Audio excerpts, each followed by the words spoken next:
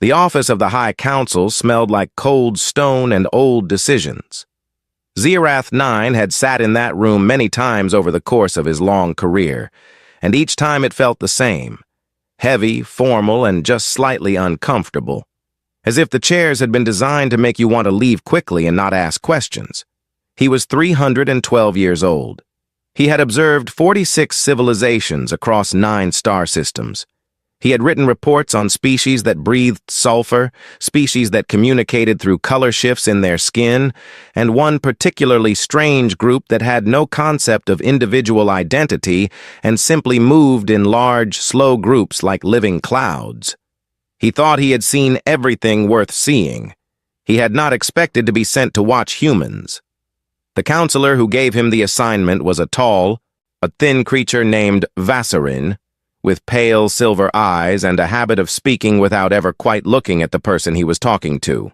He slid a datapad across the table and said, in a flat and bored tone, that the situation in the Helion sector had grown complicated. The Drath-Khan, a warlike and expanding species that the Galactic Assembly had been trying to contain diplomatically for the better part of a decade, had begun pushing into territories near human-controlled space. The humans had responded by sending warships. The Assembly wanted an observer on one of those ships. Zirath-9 looked at the datapad. He looked at Vassarin. He asked carefully why this assignment had come to him. Vassarin almost smiled. He said that Zirath-9 was experienced, dependable, and most importantly, available. He also said, and without any particular concern in his voice, that the Assembly largely expected the human vessel to be destroyed within the first engagement. The report, therefore, would be short. The assignment would not take long. Zirath-9 took the datapad. He did not feel good about it. He was allowed to bring 2 junior observers with him. He chose Pellix, a young researcher from a soft-spoken insect species called the Mivari, who had 6 thin arms, enormous dark eyes, and a nervous habit of clicking his secondary fingers when he was anxious. He also chose Draven, a tall and angular creature from the collective's analytical division, who processed information like a machine and had the emotional warmth of deep space. Between the 2 of them, Zirath-9 felt he had a reasonable team. Pellix would notice things, Draven would measure them, and Zirath-9 himself would try to make sense of whatever was left over. They traveled to the human warship aboard a small diplomatic shuttle, which docked with the vessel 3 days before it was scheduled to reach the contested region of the Helion sector. The ship was called the DFC-7 Resolute. It was a mid-sized destroyer by human military standards, long and gray and slightly blunt at the nose, covered in sensor arrays and weapons ports that pointed outward in every direction like the ship was permanently ready for an argument. It was not a beautiful vessel, but it had a certain heaviness to it, a sense of mass and seriousness that Zirath-9 noted without quite knowing what to do with. The captain who met them at the docking bay was a man named Cole Hargrove. He was not especially tall, but he had the kind of presence that filled a room without trying. His hair was cut short and going gray at the sides. His handshake, when he offered it to Zirath-9, who had read about the custom and was prepared for it, was firm and quick.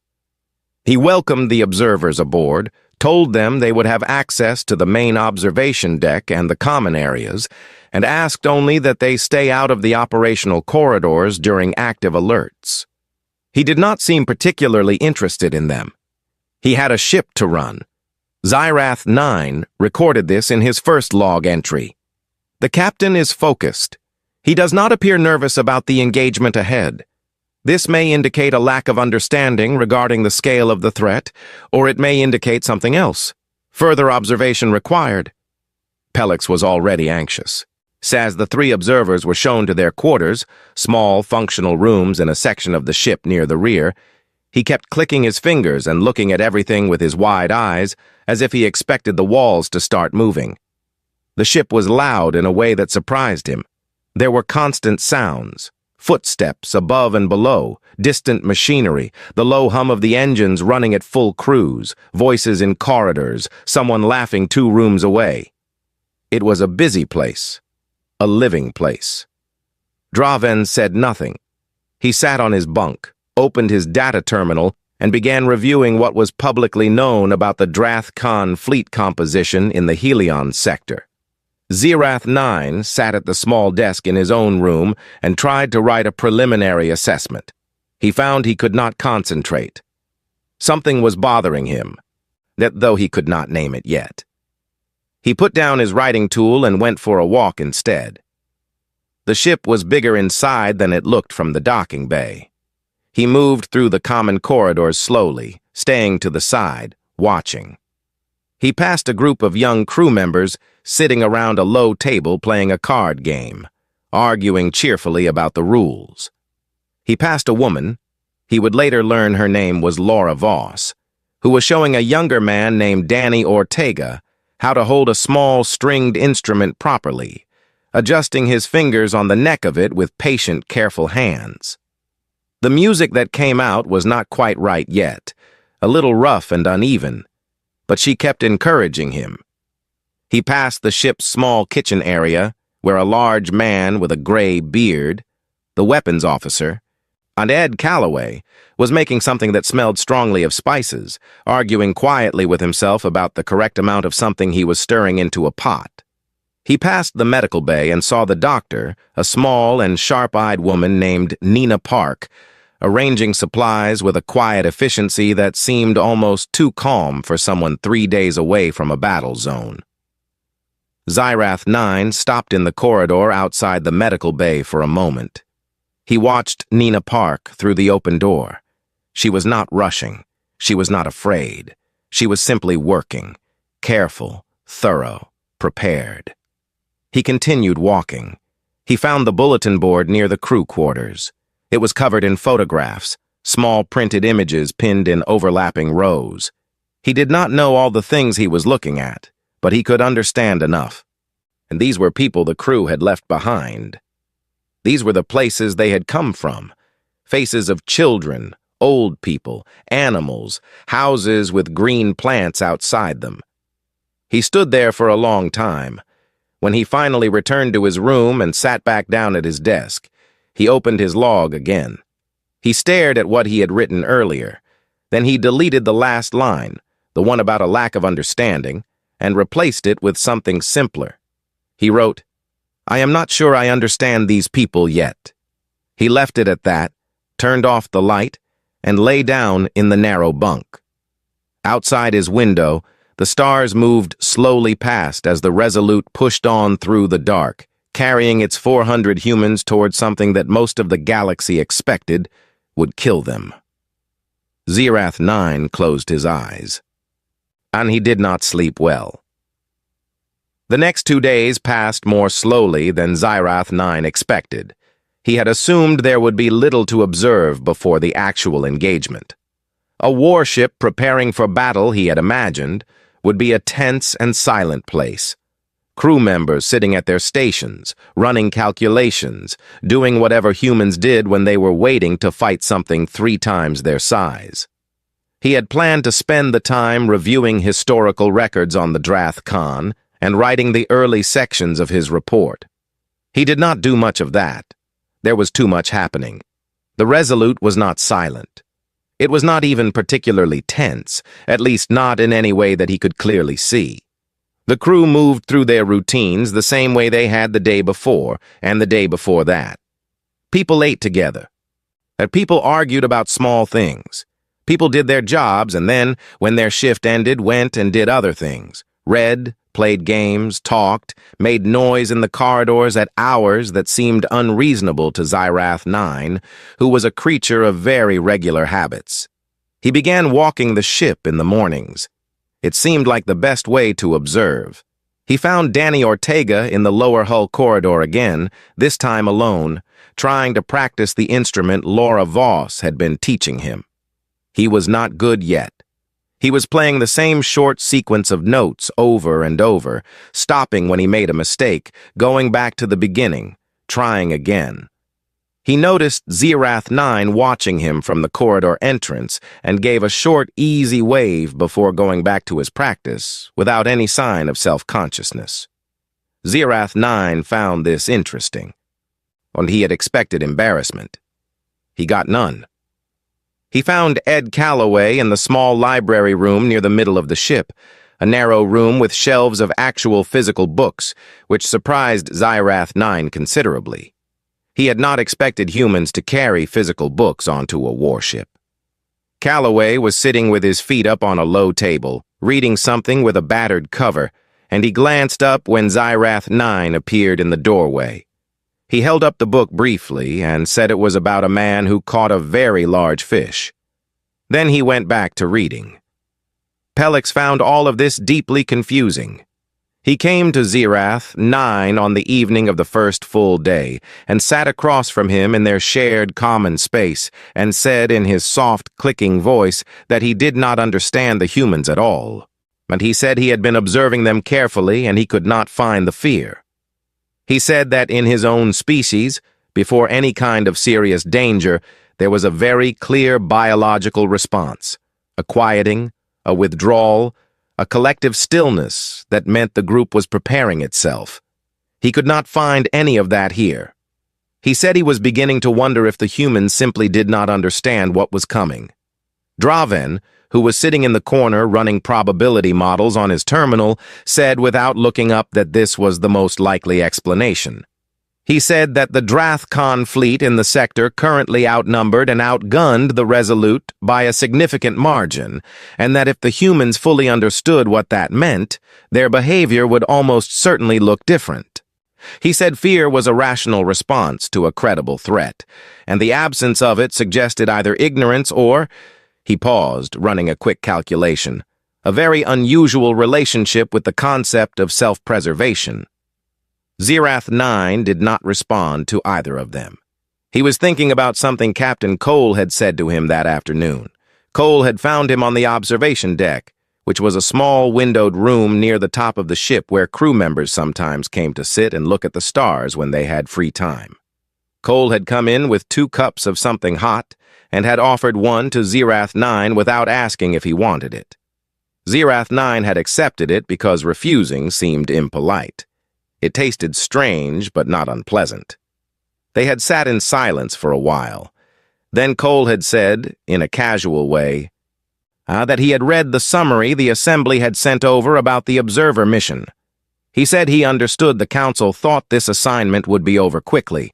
He said this without bitterness and without the kind of wounded pride Zirath-9 might have expected from a commander who had been told his ship was expected to lose. Zirath-9 had asked, carefully, how Cole felt about that assessment. Cole had thought about it for a moment. Then he said that it did not really matter what anyone outside the ship thought. What mattered was what his crew did when the time came. He said he knew his people. He said that was enough for him. Zirath-9 had not known what to say to that, so he had said nothing. They had sat together a while longer, looking at the stars, and then Cole had gone back to work. The crew meeting happened on the second morning. Cole called the entire ship together. Those who could not leave their stations watched on monitors, and stood in the main bay with no platform, no elevated surface, no dramatic lighting. He just stood among his crew and spoke to them the way a person speaks when they are not trying to perform anything. He said they all knew what was ahead. He said they all knew what was at stake in the Helion sector and why the Resolute had been sent there. He did not say it was going to be easy. He did not say they were going to win. He said, "Do your jobs, watch out for each other, and trust the person next to you." That was all. The room did not cheer. It went quiet, not the quiet of people who are frightened, but the quiet of people who have already decided something and do not need to say it out loud. Zirath-9 was standing at the back of the bay when this happened. Pellix was beside him, and he heard Pellix make a very small sound, not a word, just a sound, the kind of sound his species made when something was difficult to process. That evening, Zirath-9 walked past the bulletin board again. He stopped, the same way he had the first night. He looked at the photographs for a long time. He had been thinking about them since he first saw them. He thought about the fact that every person on this ship had something waiting for them somewhere. A face, a place, a life that existed outside these gray walls and this slow movement through the dark toward something dangerous. He thought about what it meant to carry all of that with you and still keep going forward. He went back to his room.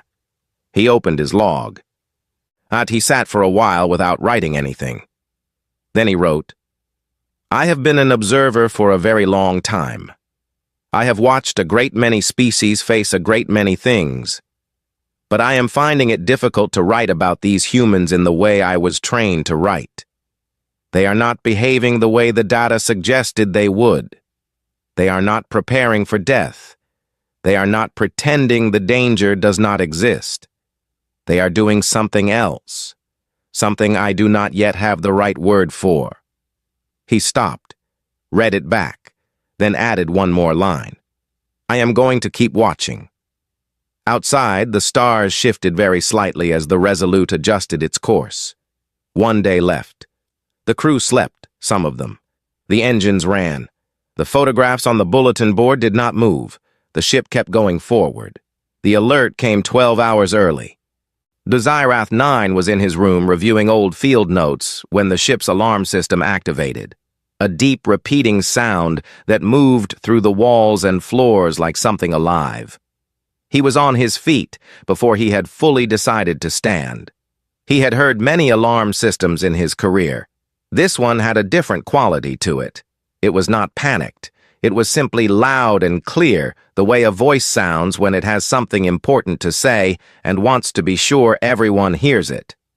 He moved into the corridor and nearly collided with Pellix, who had come out of his own room with all 6 of his arms half raised in the posture his species took when startled. Draven appeared a moment later, already calm, already carrying his data terminal. A crew member, a young woman Xirath 9 did not know by name, stopped briefly and told them that the Drathkon fleet had appeared on sensors ahead of schedule. She told them to get to the observation chamber on Deck 3. Then she kept moving, already running, in the direction of whatever her own station was. They found the observation chamber and sealed themselves in. It was a reinforced room with thick, shielded glass along one full wall, designed exactly for situations like this. Situations where someone needed to watch without being in the way. Xirath 9 stood at the glass. Pellix stood beside him. Draven sat down and opened his terminal. Outside, space was dark and quiet. For about 4 minutes, nothing happened. Then it did. The Drathkon ships came out of their faster-than-light transit in a pattern that Xirath 9 recognized from tactical records, a widespread formation meant to surround and cut off retreat. They were large. He had known from the data that they were large, but seeing them against the actual darkness of space was different from reading about them. They were dark-hulled and irregular in shape, with long trailing structures at the rear that served as additional weapons arrays. They moved with a kind of slow, heavy confidence, the way something moves when it does not expect to be challenged. There were 14 of them. Draven looked up from his terminal and said, without any particular emotion, that he had completed his probability assessment. He said that based on current fleet composition, firepower comparison, hull integrity ratings, and crew size, the Resolute had a survival probability of slightly below 4%. He said this in the same tone he might use to report the outside temperature. Pellix made a very quiet sound and pressed all 6 of his hands flat against the glass. Xirath 9 said nothing. He was watching the Resolute's bridge through the internal monitor mounted in the corner of the observation chamber. He could see Cole Hargrove. The captain was standing at the main display, looking at the same 14 ships that Xirath 9 was looking at. His expression was not afraid. It was not reckless either. It was focused. The kind of focused that meant a person had moved past thinking about what might happen and was only thinking about what to do. Cole pressed the shipwide channel and said 5 words. Battle stations. Oh, let's get to work. The Resolute did not slow down. It did not attempt to turn. It accelerated directly toward the Drath Khan formation. Zirath 9 grabbed the edge of the observation frame with both hands. The first exchange of weapons fire lit up the dark outside the window like the beginning of something that could not be stopped. The Drath Khan ships opened fire in a coordinated pattern. Several impacts hit the Resolute in rapid succession, each one landing with a vibration that ran through the floor and up through Zirath 9's feet and into his bones. Pellix made a sharp, high sound and pressed himself against the back wall. Draven's terminal screen flickered. Damage reports began coming in over the bridge monitor, but the Resolute fired back. The human ship moved inside the formation rather than away from it, at which Zirath 9 understood immediately was tactically significant. At close range, the larger Drath Khan vessels could not bring all of their weapons to bear without risking hitting each other. It was a dangerous move. It required getting very close to things that were trying to kill you. But it was not random. It was deliberate.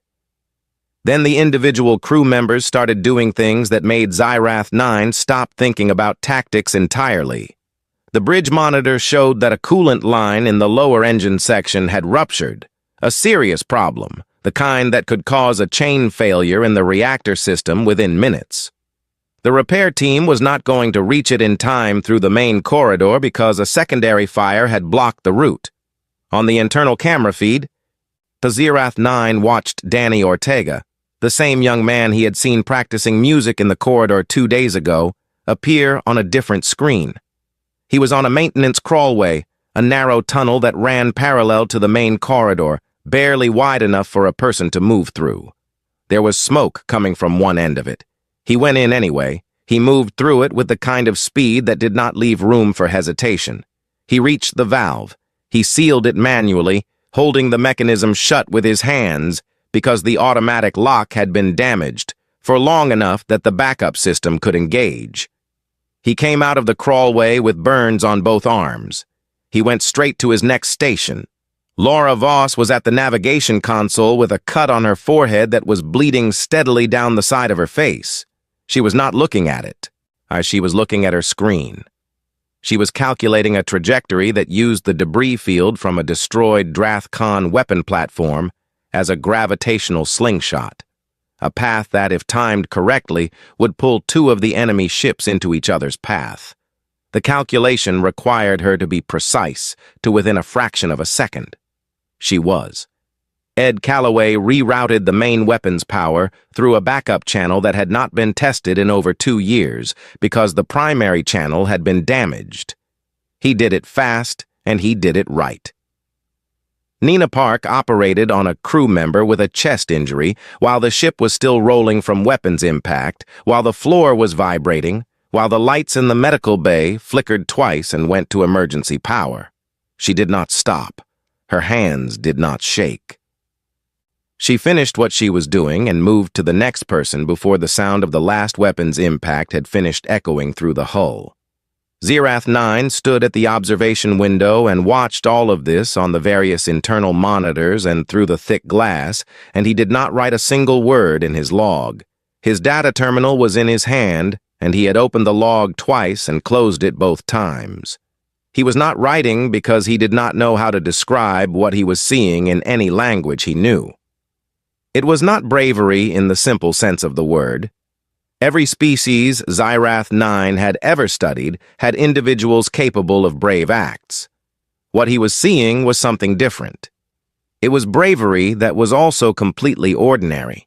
It was people doing extraordinary things as if this was simply what you did when the moment required it, as if the possibility of doing anything else, stopping, retreating, giving up, had never seriously occurred to them.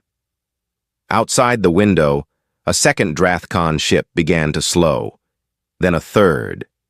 The battle was not over. It was not close to over. But something had shifted in the dark outside that reinforced glass, and Zirath 9 could feel it even from where he was standing. Pelix had moved back to the window. He was watching without saying anything. Even Draven had put down his terminal. The battle lasted 6 hours and 14 minutes. Zirath 9 knew this because he checked the timestamp on his data terminal when the last Drathkon ship finally pulled back. A slow, reluctant retreat that looked, even at a distance, like something that had not been part of the plan. 4 enemy vessels had been destroyed, and 3 had retreated with serious damage to their hulls and weapon systems. The remaining ships had disengaged and moved off, and the comm channels had gone quiet in the way they go quiet when the side that expected to win has decided to stop for now and think about what happened. The Resolute was still there. It was damaged badly. There were hull breaches in 3 sections. 2 of the 4 main engine cores were running at reduced power. Entire sections of the ship had lost primary lighting and were running on emergency systems, which gave the corridors a dim orange glow that made everything feel both calmer and more serious at the same time. The sounds the ship made had changed. There were new creaks and low vibrations that had not been there before, the kind of sounds a building makes after something heavy has struck it. So 41 crew members were dead. Zirath 9 learned this number from the crew manifest update that came through the internal system roughly 30 minutes after the last ship retreated.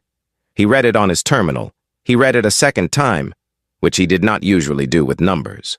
Then he set the terminal down on the bench in the observation chamber and sat with it for a while. Pelix was already quiet. He had been quiet since the last hour of the battle, when the outcome had become something other than what the probability models had predicted.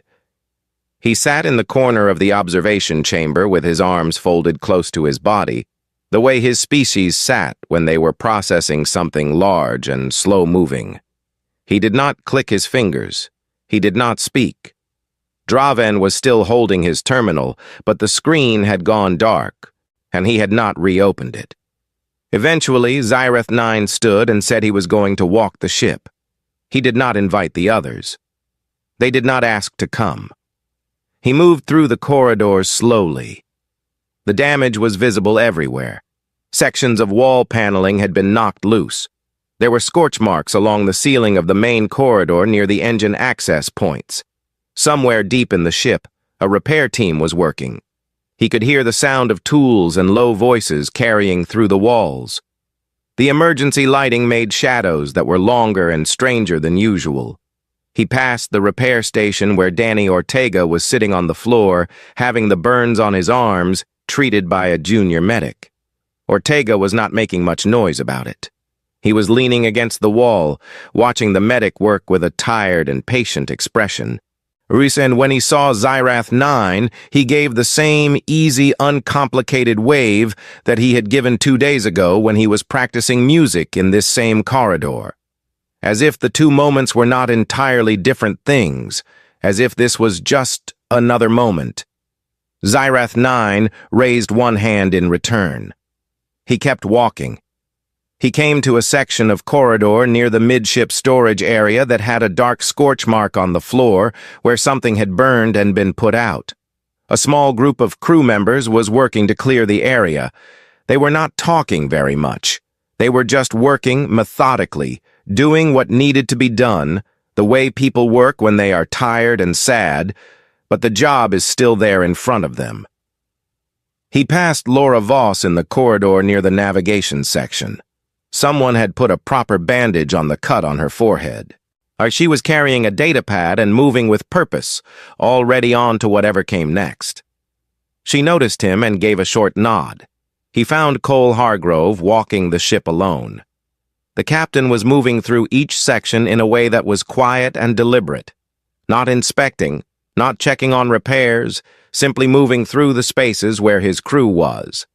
He stopped in each section that had taken serious damage. He stopped in each place where someone had died.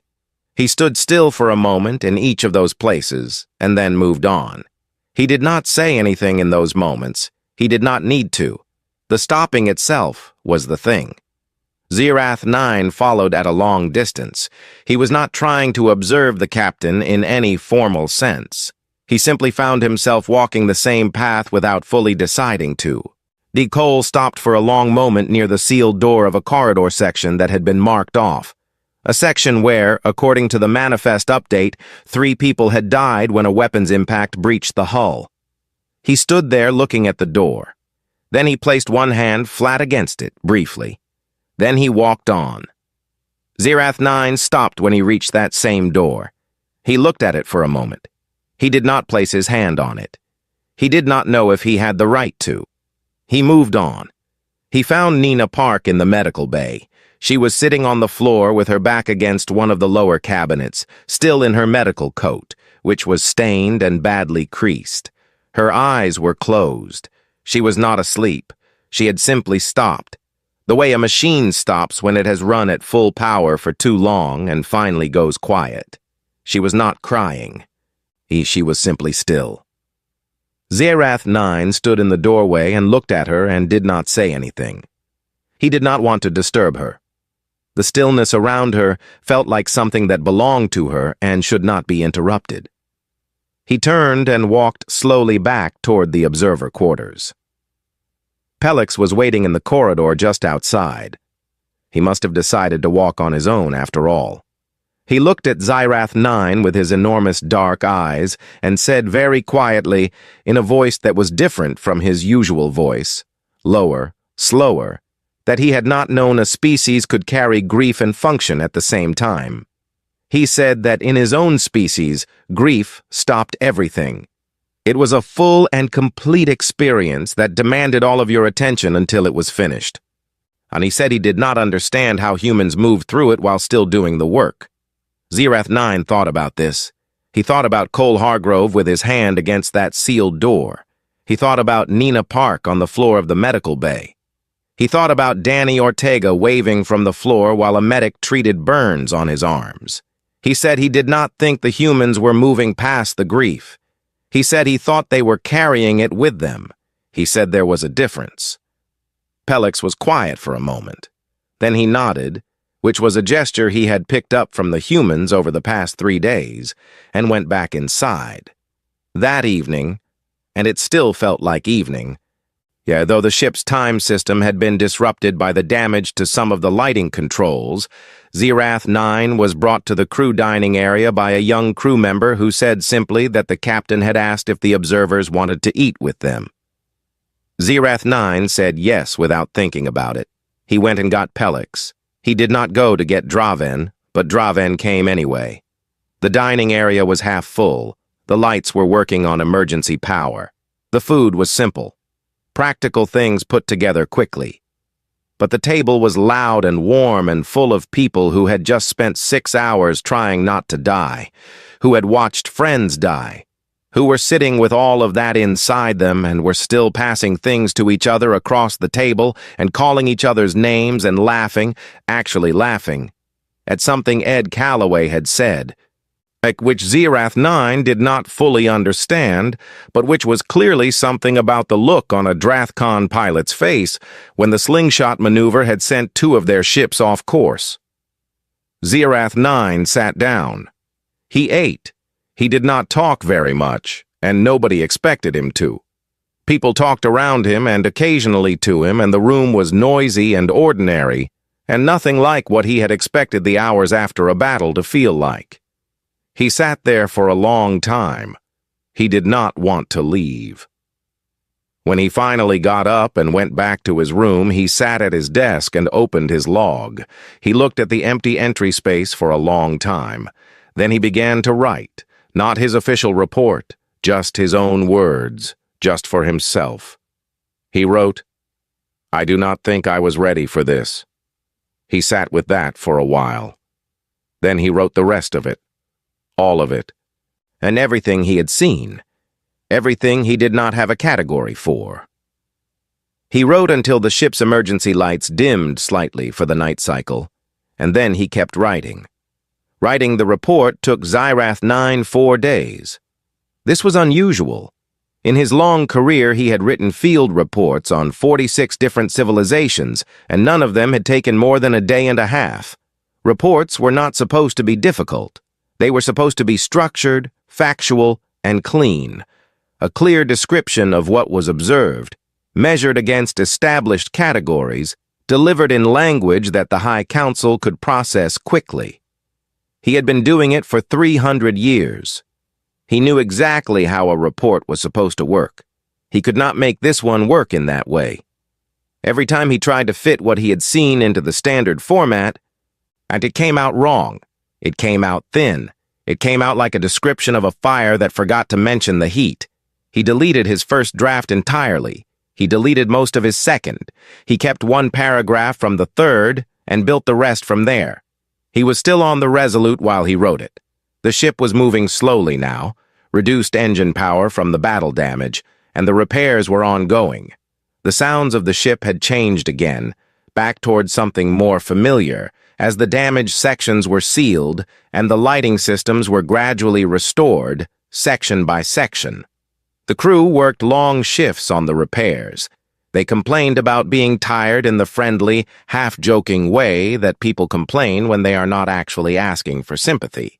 In the bulletin board near the crew quarters had one new photograph on it.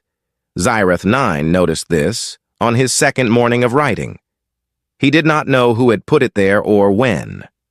It was a small picture of a dog sitting in front of a house in the sun. He kept walking the ship while he wrote. He had come to think better when he walked, which was not something he had done before this assignment. He watched the crew work. He watched Nina Park move through the medical bay with the same quiet efficiency she had shown before the battle, as if she had simply refilled whatever reserve it was that she drew from and was ready again. He watched Danny Ortega return to his repair duties with bandaged arms, making the same small jokes he had made before, complaining about the specific way that one particular access panel refused to stay properly aligned. And he watched Ed Calloway, who was back in the library at the end of each shift with the same battered book, apparently in no hurry to finish it. He spent one afternoon sitting with Cole Hargrove in the observation deck again.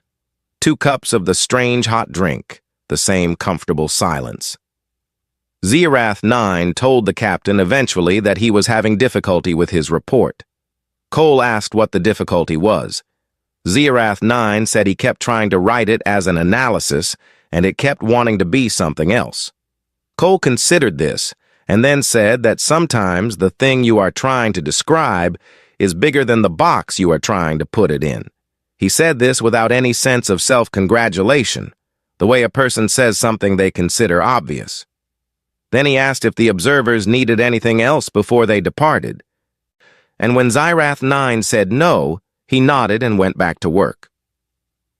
Zirath 9 finished the report the next morning. It did not look like his other reports. It was longer. It used different language.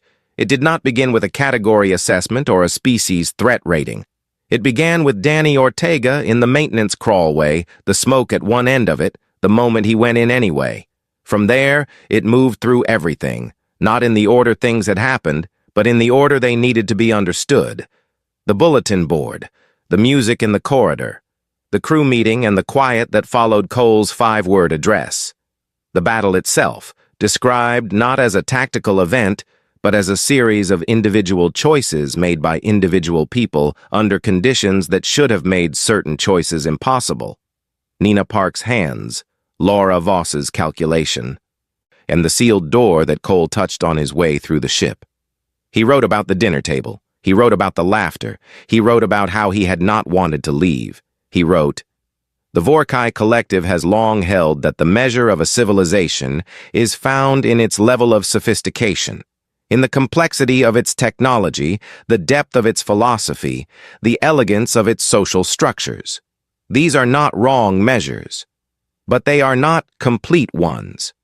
What I observed aboard the Resolute suggests that there is another measure, one we have perhaps underweighted or overlooked entirely, the question of what a species does for each other, not in theory, not in its formal documents or its stated values, but in practice, in the actual moments when it is hardest. Humans in those moments do not abandon each other, and they do not calculate the cost and decide it is too high. They simply do not leave. I observed this across dozens of individuals over the course of 3 days, and I did not observe a single exception." He wrote his formal recommendation.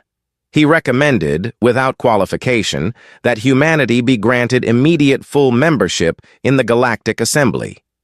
He noted that this recommendation was based not on their military capacity, though that had proved considerably more significant than the Assembly's prior assessments had suggested, but on what he considered a fundamental quality of the species, one that the Assembly would benefit from having at its table.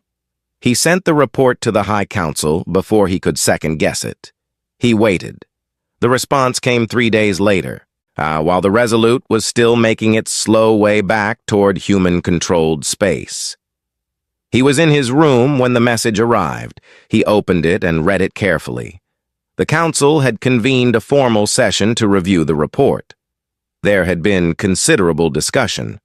Several members had disputed the methodology. The report was too personal, too narrative, not sufficiently analytical. Others had argued that the events described were consistent with patterns seen in other young, warlike species and did not necessarily indicate the qualities Xyrath-9 attributed to them. Councillor Vasorin had requested that Xyrath-9 attend a session to answer questions in person. Xyrath-9 accepted. The session was held in the same cold stone room where he had been given the assignment. He stood before a row of senior council members, various species, and various ages, all of them watching him with the particular attention of people who have already formed opinions and are waiting to see if you will confirm them. Vasorin asked him in a politely skeptical tone whether he believed humanity was ready for membership in the Assembly. Xyrath-9 stood still for a moment. He thought about everything he had seen on that ship. He thought about the photograph of the dog on the bulletin board. He thought about Pelix saying he had not known a species could carry grief and function at the same time. He thought about Cole Hargrove putting his hand against a sealed door. He said, "I think that is the wrong question. The question is not whether humanity is ready for us. After what I observed, I think the more honest question is whether we are ready for them." The room was quiet for a long moment. The vote, when it came, passed. It was not unanimous, it was close, but it passed.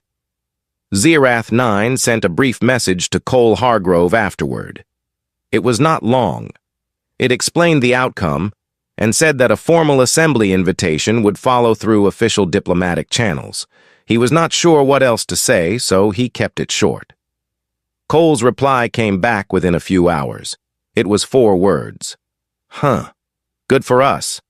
Xyrath-9 read it twice.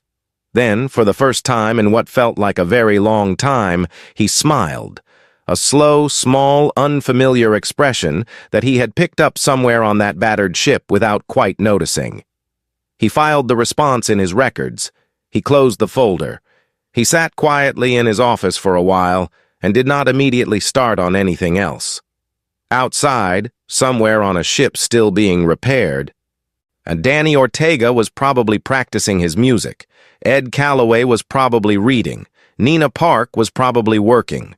Cole Hargrove was probably doing the same thing he was always doing, which was exactly what needed to be done. The Galactic Assembly had a new member. It had no idea what it had let in. Neither, entirely, did Xyrath-9. But sitting there in the quiet, he found he did not mind that at all.